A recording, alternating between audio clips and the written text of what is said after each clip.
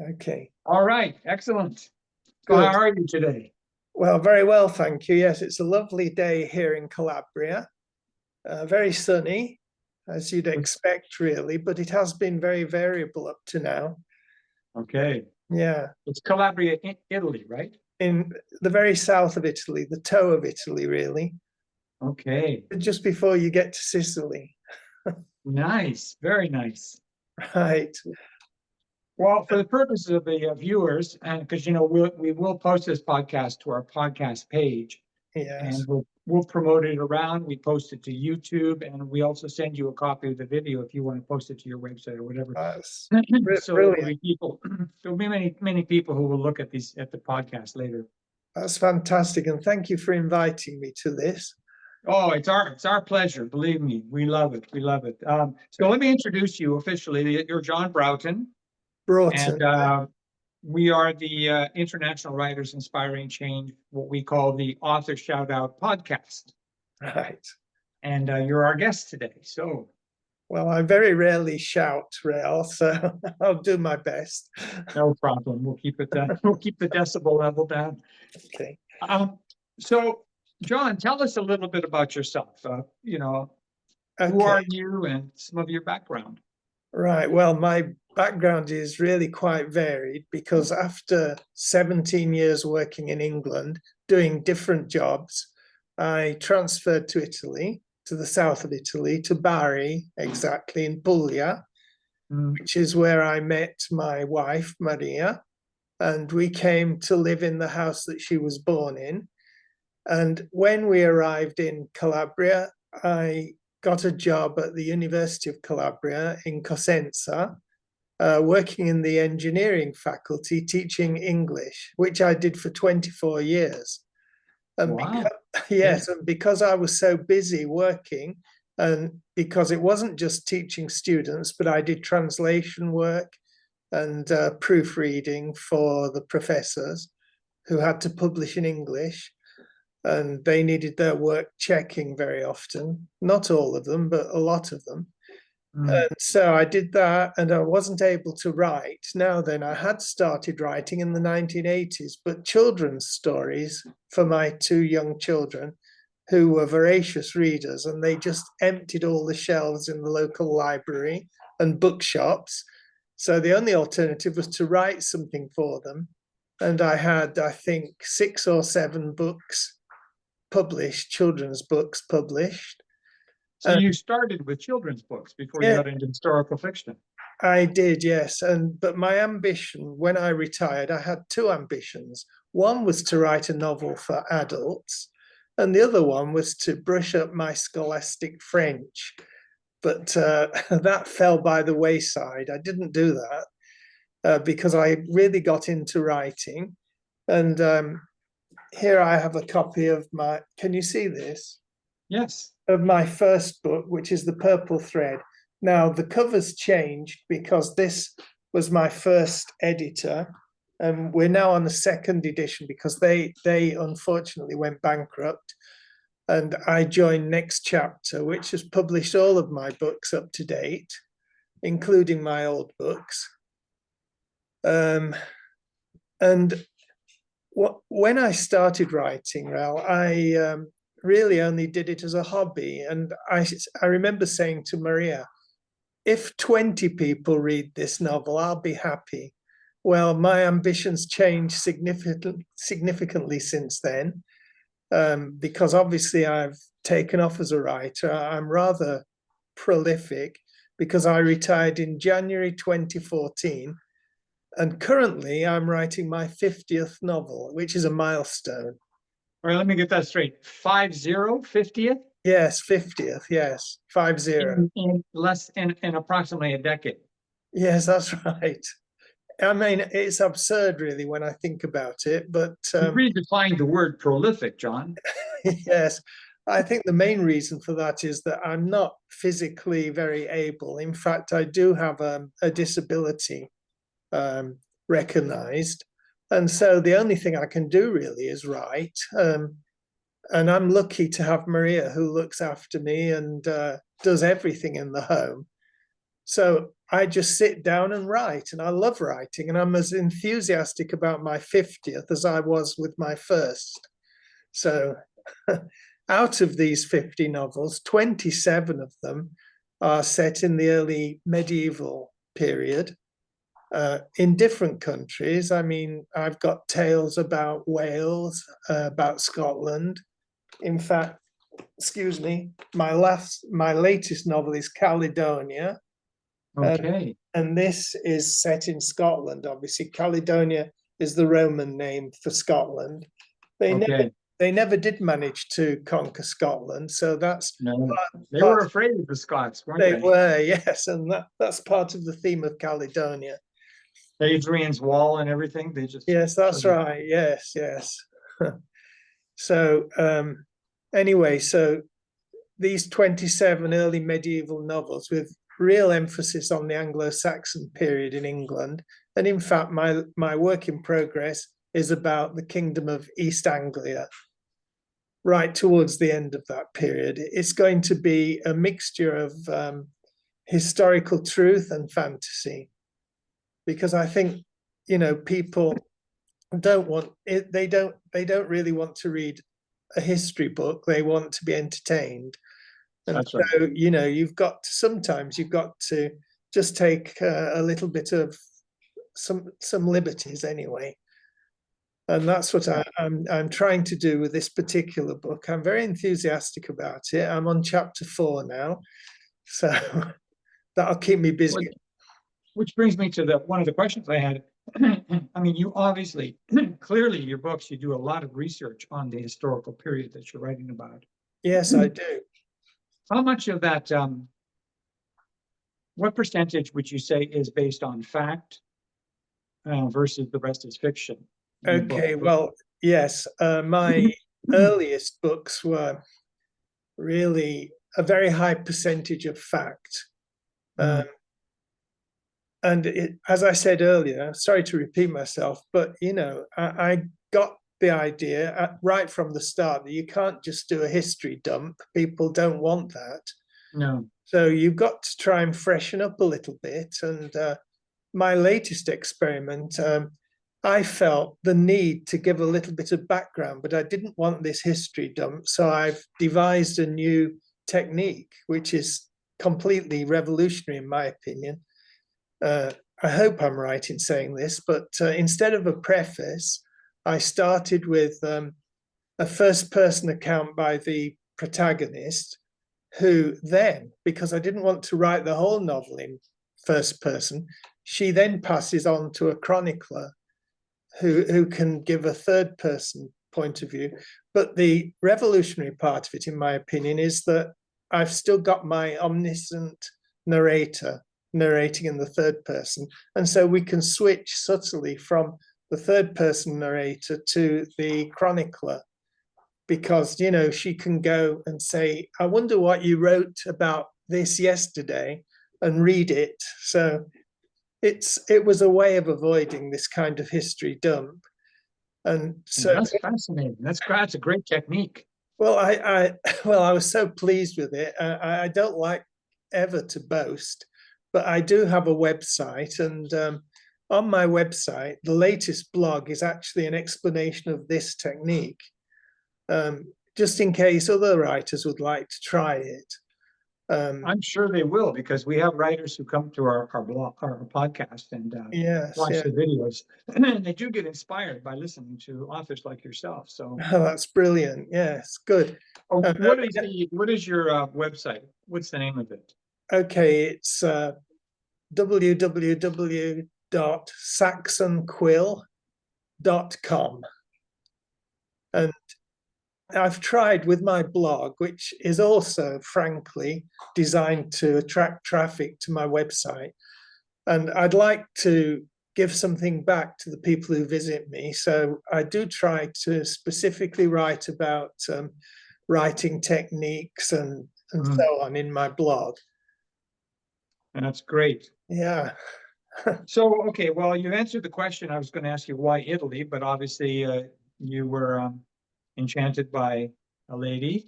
Yes, well, as a matter of fact, I came over for 1 year in 1986, and I've been here ever since. So I've Okay, divided my life into two halves, really, which is very appropriate because I'm half Italian, half English. My mother was Italian, okay. so it seems rather apt that I Yes, spent appropriate. 37 years in England and then the rest here, and I'm now 76. So you can work that out if you're good at arithmetic. And I'm sure you're not complaining about the weather down there versus England, right? Oh no, it's just that we do get some very hot weather in July and August. I mean, last year was insane. It nearly reached 50 degrees centigrade, which was really far too hot for me. I'm happy until I get to about 37, and then I wanted to stop increasing. Um, Yeah, I understand. yeah, but And I noticed in one of the bios, or actually it was a question and answer period we did when we did a feature book review with you. we did, yes. You mentioned that you were living near a noisy pub. Is that still the case? Yes, they're right next door, as a matter of fact. But they're very quiet this morning because it's, well, apart from the fact that it's morning, it's not really the tourist period either. But it can get insane in the summer. I mean, sometimes it's noisy until 3 or 4 o'clock in the morning. Yeah, which isn't exactly legal, but everybody turns a blind eye to that because even I have to accept that after a really hot day in southern Italy, you like to sit outside in the evening when it's cooler and enjoy a Yeah, nice cool beer. yeah. So I don't blame them. But sometimes when you want to go to sleep and you can't, it's not so good. No, it's not so good. No, I have another question for you. I got a few questions here. We might segue off of my agenda, but yeah. what would you say influenced you to become a writer? What was it? Being an English teacher? Was it your kids? What was it? I think this is incredible because, and you might find this very strange, but when I was in primary school, my teacher, well, I didn't really get on very well with him, and I wrote a composition. At the bottom of the composition, he wrote in large letters, "You have no imagination." And Rel, a few weeks later, I'd entered. There's a chocolate making company in England called Cadbury's, who are very famous. Yeah, And I know them. yes, and they put out this competition at national level for children of my age to write a composition. And I actually won a prize of chocolate and a certificate. And the teacher very begrudgingly gave it to me, this dark sarcasm in the classroom of Pink Floyd. And he said, "Goodness knows how this has happened, but you've won the prize." So, it stimulated me, the idea that somebody could say that I had no imagination. I think I've laid that to rest well and truly now. Clearly, you have. Yeah. And it's But interesting that it's a culture that's gone by, but that kind of criticism just simply wouldn't happen today. no, it wouldn't. Mm, No. They But yeah, tend to encourage children nowadays. But I mean, I was very lucky because my parents were not what I would call intellectuals, but my father was a musician. And mm, so I grew up listening to classical music, and he gave me a nice culture in that. And my mother was a bit of an artist, and she got lots of books about art. And I think just being in that kind of environment helped me a great deal to be creative myself. mm. I think that, but actually writing, to answer your question more specifically, yes, it was because of the children. I really wanted them to have something different, and I wrote my first children's book, which was The Wild Man of the Four Winds. You can still find it on internet, but of course it's not available for sale anymore. And I wrote that, and my ex-wife, she was a primary school teacher, and she said, "Look, John, this is a lot better than most of the books that I read to my children. Why don't you send it to a publisher's?" And I thought, no, nobody's ever going to publish anything I write. but she was so insistent. I sent it, and I got an invitation from Hamish Hamilton to go to London and discuss the possibility of publication. So I took a train very eagerly with the artist who was living locally to me, and we went together, and they gave us a contract there and then. So Wow. that was wonderful, yes. And I continued, and with a different publisher, I had several more children's books accepted. And that really gave me, a big boost. It changed me from being somebody who believed that I couldn't write professionally into somebody who could evidently write.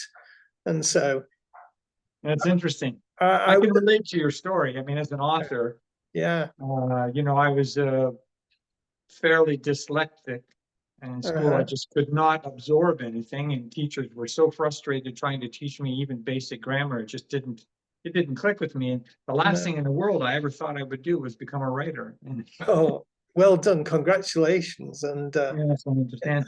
yeah. Why British, particularly British historical fiction? What got you into that particular genre? Oh, well, you see, when I was a little boy, my granddad gave me a book which has a combination of pictures and writing about text, about famous figures like Robin Hood, Richard the Lionheart, and all the various characters right through British history. And I just fell in love with history. And in fact, at school, it was my favorite subject, and I always did well in it. And I was going to say I made the mistake. It wasn't a mistake, but I just followed subject interest at university and took medieval and modern history at Nottingham University. And I particularly liked the medieval part of it. So it seemed natural to me when I wanted to write a novel, to write a historical novel. And that, of course, is what I did with The Purple Thread. Yeah. Yeah. I have read a few of your books, loved them all. Thank you. Oh, that's great. The one that really appealed to me, of the ones that I did read, was Heaven in a Wildflower. Ah, good. Yes, one of my favorites. It's an incredible story, and it for me it was as well written as a book which you probably know, The Pillars of the Earth by Ken Follett. Oh, I love Ken Follett. Yeah. And I remember reading that book, and then I read your book some years later, and I thought, this is an incredible story. Not even that the two are necessarily the same, but the level of the writing and the storytelling was amazing. And I loved that book because it was so. Thank you. Yeah, it was so. Where did that idea? Was that an historical, catalyzed by some historical event you read about? Okay, no, not really. Of course, as you said just now, people like Ken Follett, watching his series on TV or reading his books, you just can't help but fall in love with them. And yes, he was an inspiration for me. But what I really wanted to do, especially in Heaven in a Wildflower, was to take an ordinary person, not somebody from the royal family or a noble, but just an ordinary leather worker in this case, and try to explain how he did his work. So I did a lot of research on that. And, he gets drawn into meeting important people, which could, of course, happen. And this has been a recurring theme in my writing.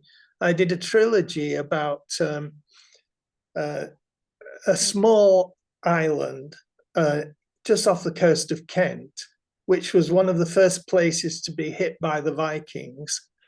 And again, the person there was the main character was a person who was a deer herder. Because there were deer on this island. I had to check that out, of course. Majorly, they were people who tended sheep.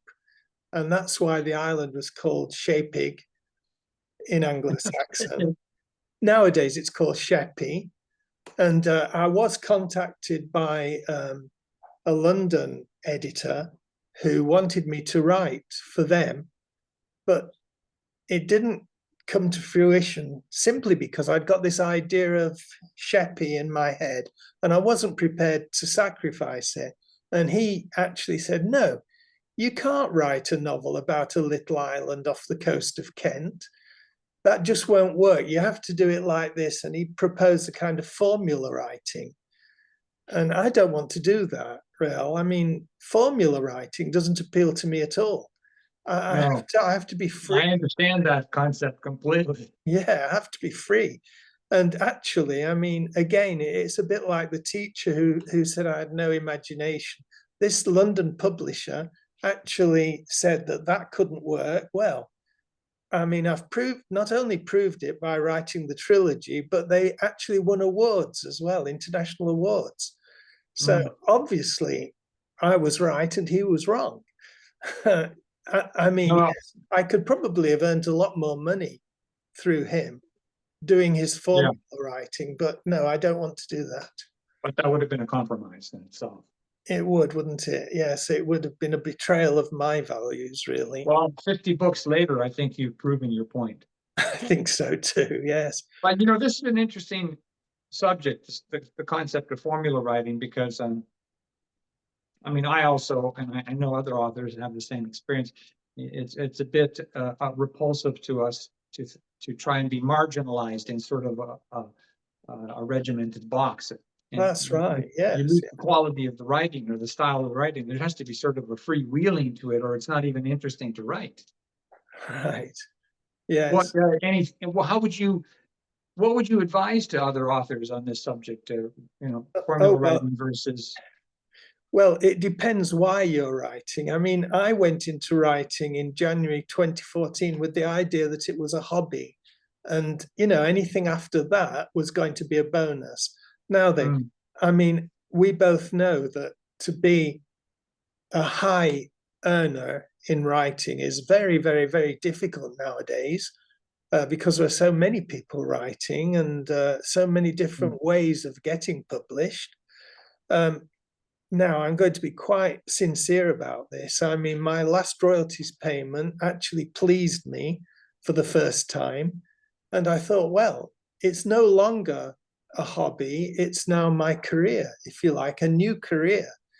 So Right. I would say, and the advice that I always give to anybody who asks me about being a writer and so how to go about it, I read advice by somebody else, probably brighter than me. And this person said, look, it's not a sprint, it's a marathon. And therefore, be patient, wait, but be productive. Now, I've taken that very literally, as you said. I mean, I've given a new definition to prolific, you said. Well, yes. And that's deliberate because the more books you have, in a certain sense, the more likely you are to take off as a writer. More people are going to find you and become interested. If they like one of your books, maybe they'll read another one. That's the theory.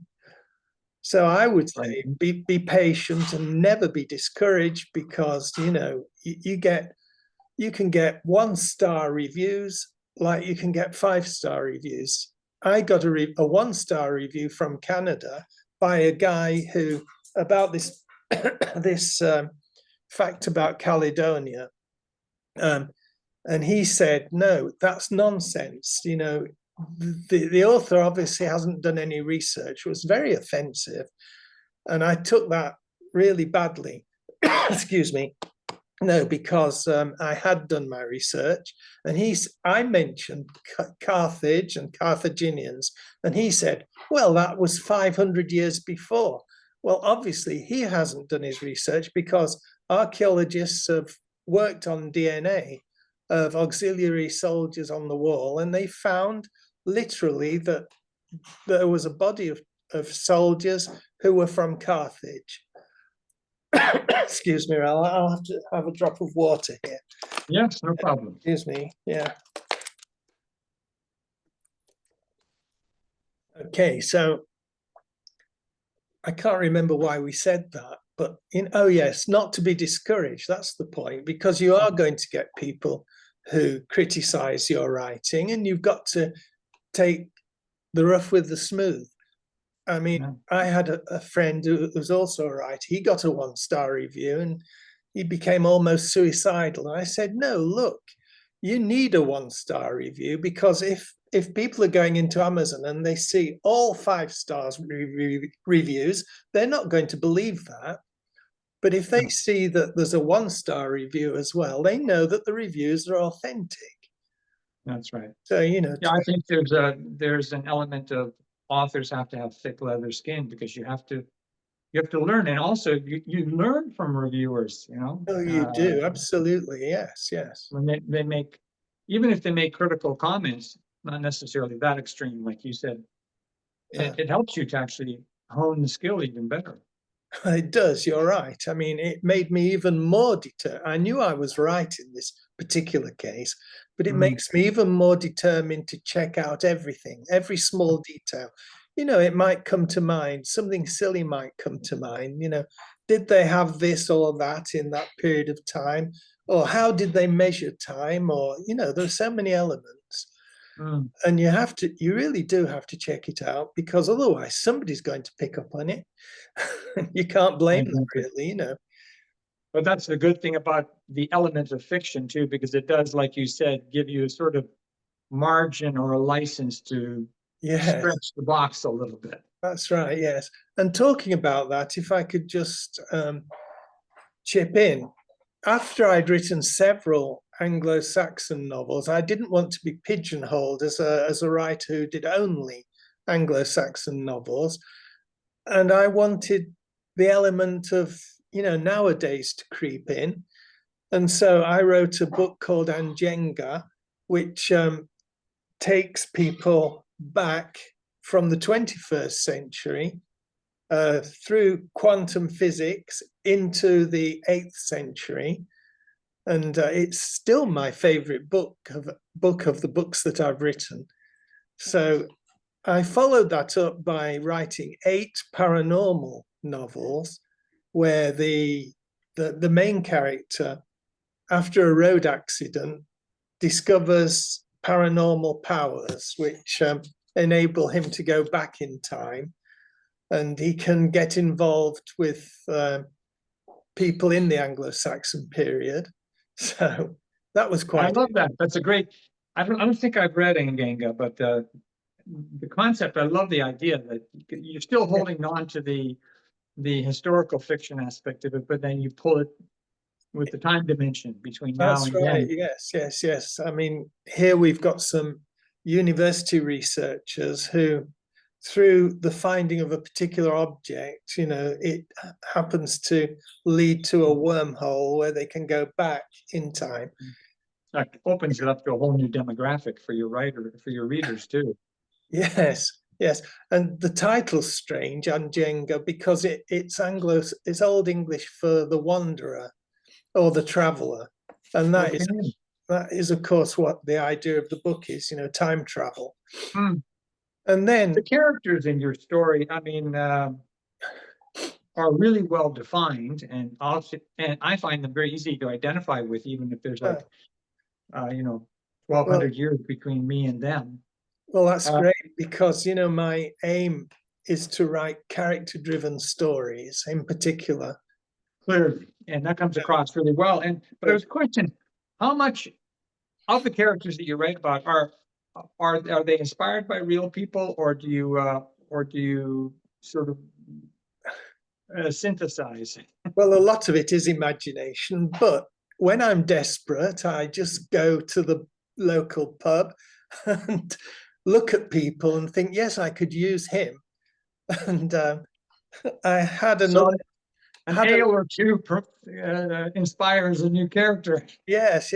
In fact, I have a writer friend that I'm in constant contact with. He's an old friend of mine, and we do video calls. And he was saying, oh, I've got this. He writes medieval French novels.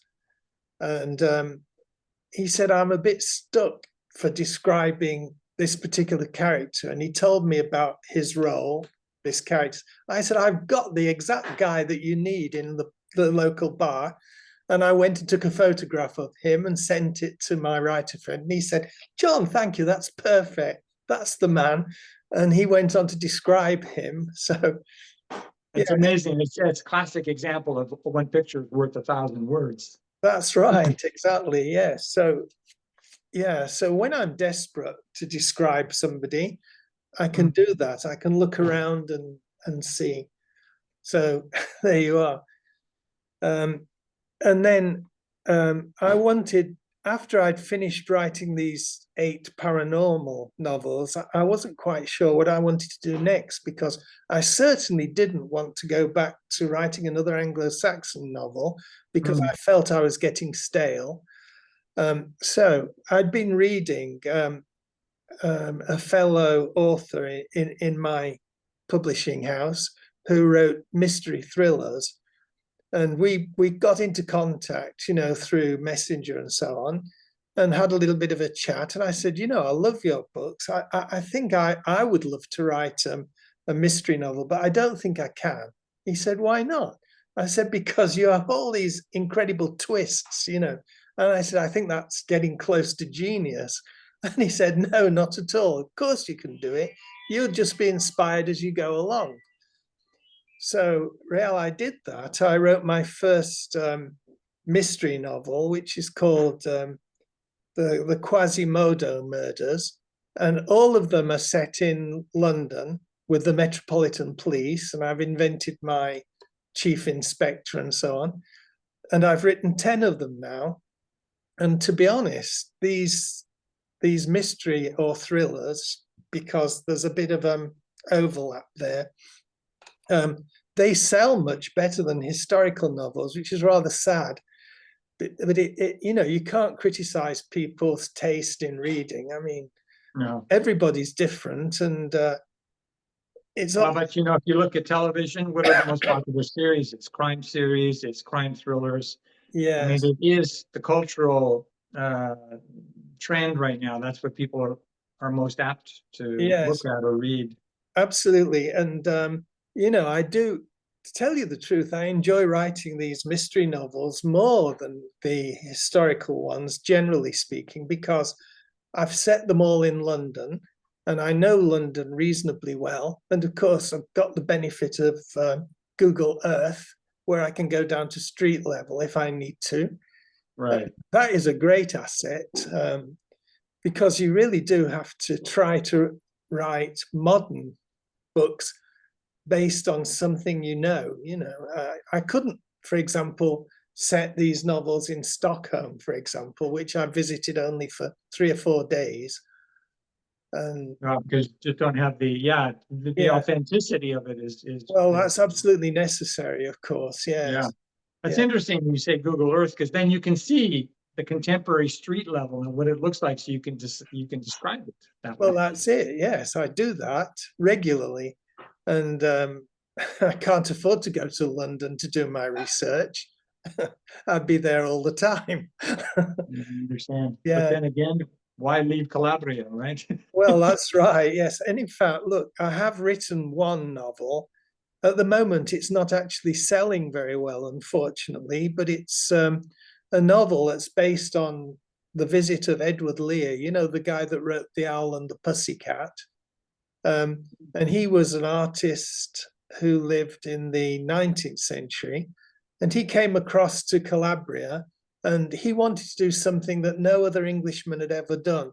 And that is to walk across the Aspromonte Mountains with a guide, and keep a diary of his journey across. So because he wrote the diary and I've read it, I didn't want to reproduce that, because that's his work and that would be plagiarism. So I had to write a fantasy novel based upon that, so that I could introduce lots of things like the culture of the time. And it coincides with the brigands in Calabria, and also the popular revolt against the Bourbon kings in 1848. And so I've got all these elements in this little book, and it's called, what did I call it? The Aspromont, excuse me, I can't remember the title. Isn't that awful? Anyway, That's okay. it's We about can find it on your list, I'm sure. Oh yeah, it's anyway, it's got Aspromonte in the title, which is of course the mountainous area of southern Calabria. But in the end, the main characters finish off in my village where I live now, which is Torano Castello, and they find a treasure in the end without too many spoilers. And this is actually based on real facts. One day, somebody was leading a donkey down the fields, and the pannier at the side hit the side of the road where treasure had been buried. And they gained a fortune from it. Amazing. And it's you're really an inspiring author, John. I mean, there's so much and so much variety. And like you said, you're not pigeonholed into any one type, which I think is great.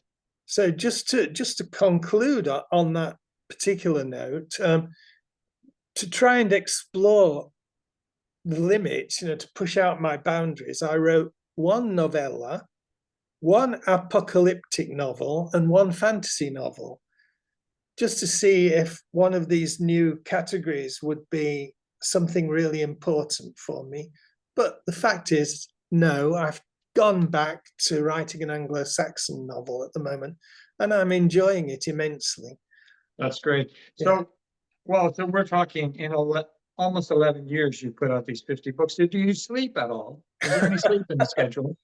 Well, yes, but sleep is very useful, because like every other writer, I do get my blocks. And I understand. And I think tired authors don't write very well. That's just that's true, yes. But if you are in a writer's block, you go to bed, sleep, and then in the morning, miraculously, you have an idea to get rid of the block, and on you go. Especially after coffee, right? Yes, that's right. That's essential. I have one last question for you, John. We're going to be ending off the podcast shortly here. Yeah. In particular, because I always like to ask this question of authors like you because of your background. You were an English teacher.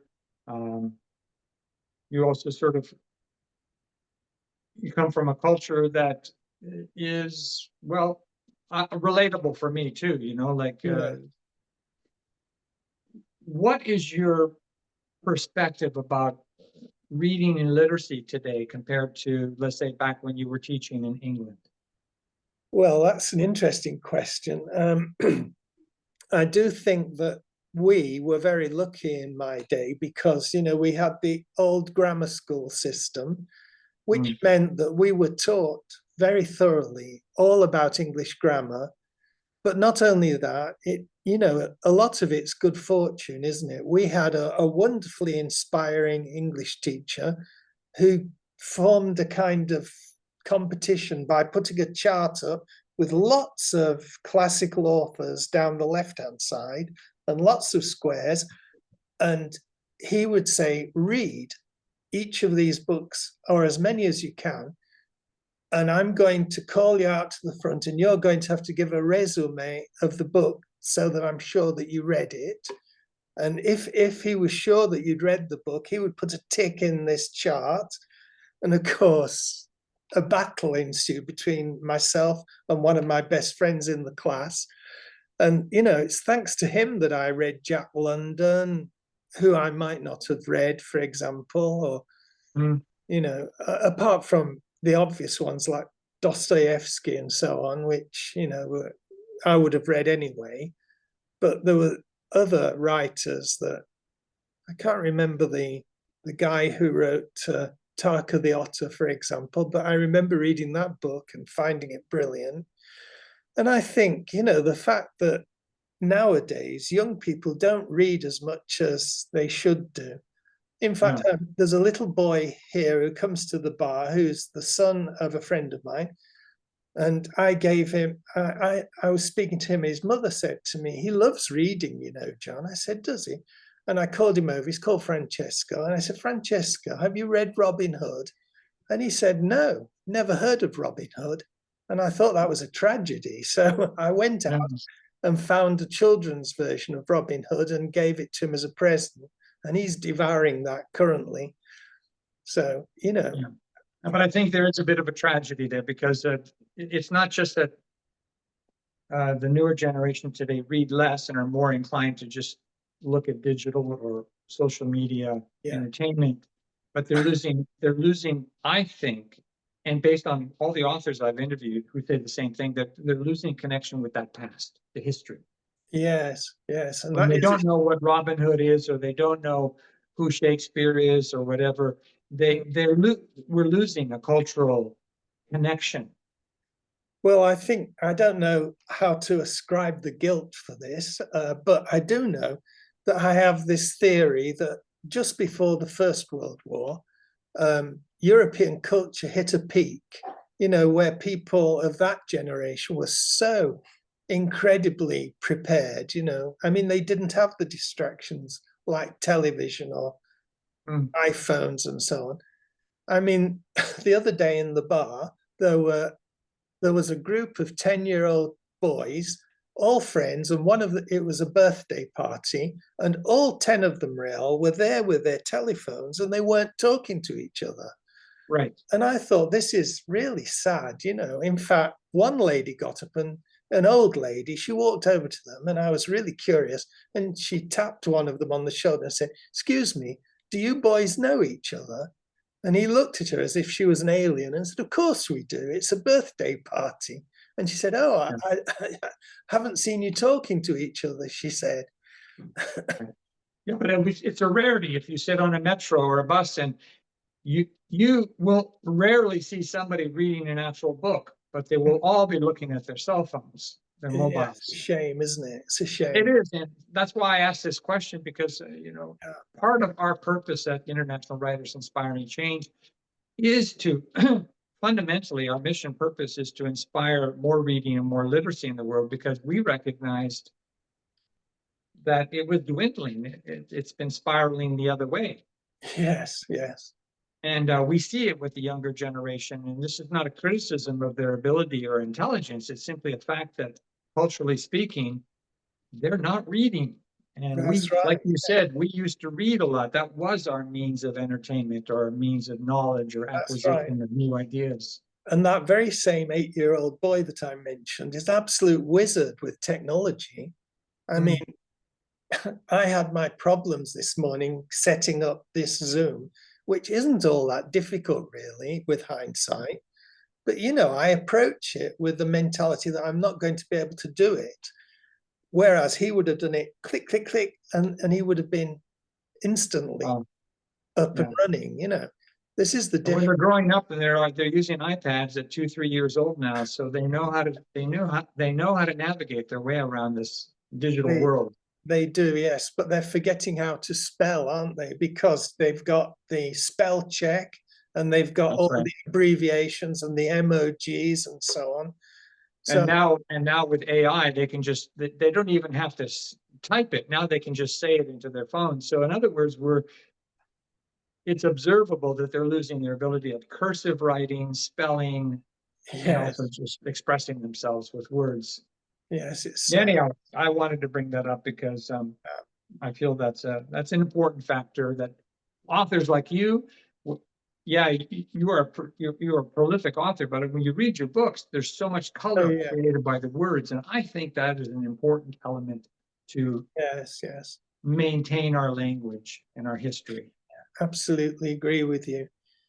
And on that subject, I mean, I'm so grateful for this interview because it helps me. So I would like in some way to repay that by helping you, if I can, in some way. I mean, you can. You already are, John. Well, you already are. You Just can the message. fact that you agreed to come on the podcast. Many authors will go to the page. You will inspire. In fact, we've had an author or two write in and say, "I watched the podcast and it's revitalized my passion to write again." That's brilliant. Yeah, absolutely. Well done. Your payment in full is accepted. Thank you very much. Okay, great. Yes. So we're going to end off now. So like I said, we will post the podcast on our podcast page, which I think you can find there. Yes. And you can refer people to that. They'll see the podcast, the interview. We'll also post this podcast to your author, the feature author promotion we did on you some years ago. Oh, yes, yes. And so it'll be available there. It'll be on YouTube. So there'll be multiple places where people can find it. And we will also send you a copy of the video so you can actually. Oh, yes. I'd like to put that on my website. Yes. Yeah. Yes. Yeah. Okay. All right. Well, thank you very much from Calabria, Italy, John Broughton. And yeah, and it's really very nice to see you in person, you know, and not just a name. And Yeah, well, I'm a fan, so there you go. great, thank you. Yeah. All right, John, well, hopefully we'll see you on the iWork platform or maybe on some of your future books, but nevertheless, we will continue to promote you as an author. Thank you so much, Rael. Yeah. All right, have a great day. And you too. Thank you. Bye-bye. Bye-bye.